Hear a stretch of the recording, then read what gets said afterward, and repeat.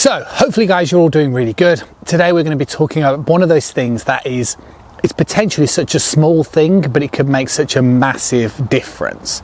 Now, what we're going to be talking about very much is the backswing position today. And actually something that you probably don't consider too much, but the actual trail leg. The trail leg has a huge effect on your golf swing, which we're going to be sort of talking about today, but I'm also just going to give you a really simple drill as well, because I kind of feel like the drill will just make it really simple for you. Now, what I tend to see with amateur golfers is that as they start swinging the club back, the trail leg starts to straighten really quickly.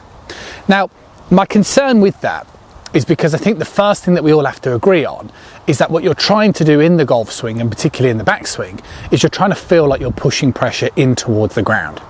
You're not going to be able to load and use the ground if you're not consciously trying to keep an element of flexion in the backswing and feel like you are pushing it into the ground. If you straighten really early, you're going to have none of that sort of loading and that ability to use the floor. Now, I think the reason what happens with some golfers is because we talk a lot about rotation, and sometimes we'll see varieties of tour professionals, and some tour professionals will see have a lot of hip rotation, and some tour pros have less hip rotation. And a good example of this would be Rory McIlroy has less hip rotation in the backswing. Dustin Johnson has more hip rotation. Now, the more hip rotation you have, the hip is going to be getting further away from your ankle. And the further that it moves away, the more the leg's going to straighten. If I do less hip rotation, then all of a sudden, it's not going to move as far away.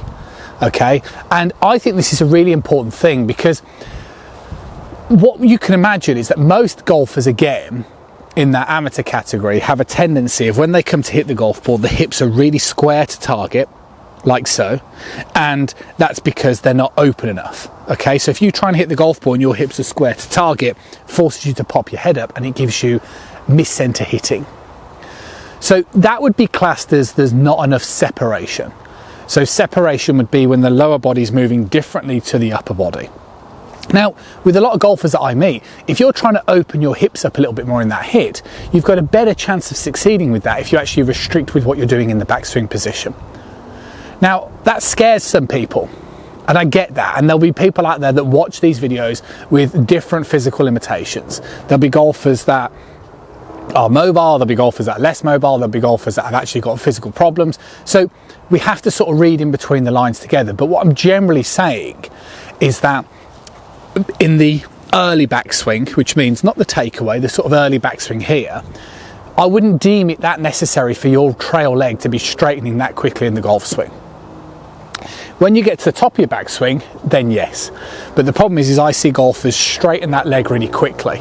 And the problem with that is that effectively what starts happening is it basically means in that backswing position, your chest, your pelvis, and the upper part of your trail leg, okay, all move together.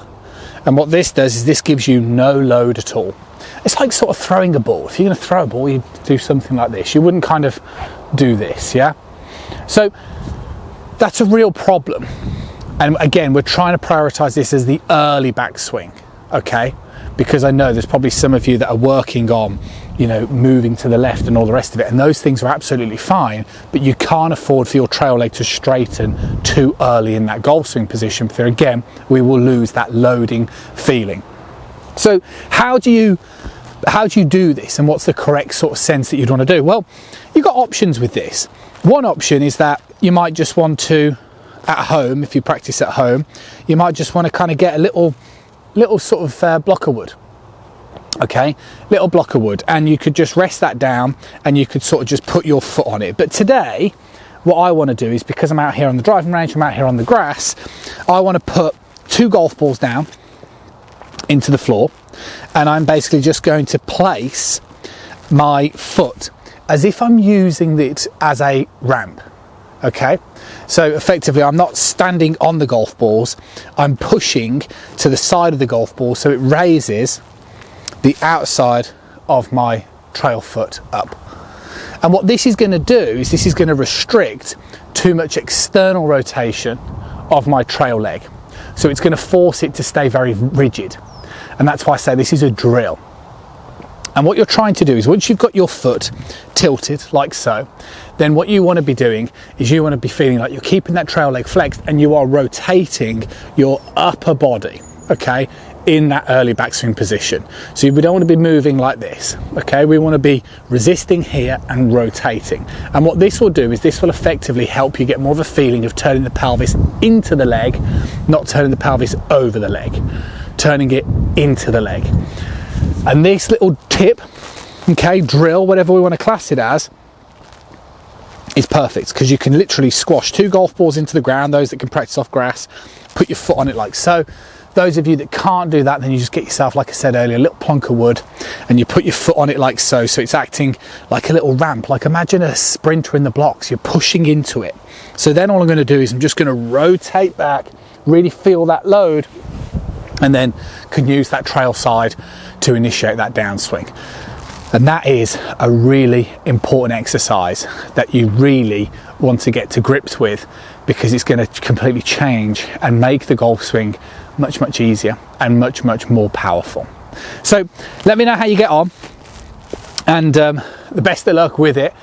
Drop me in the comments box below as well with the success that you guys get, because I know it works really well with people that I work with online and face to face. I'll see you again really soon.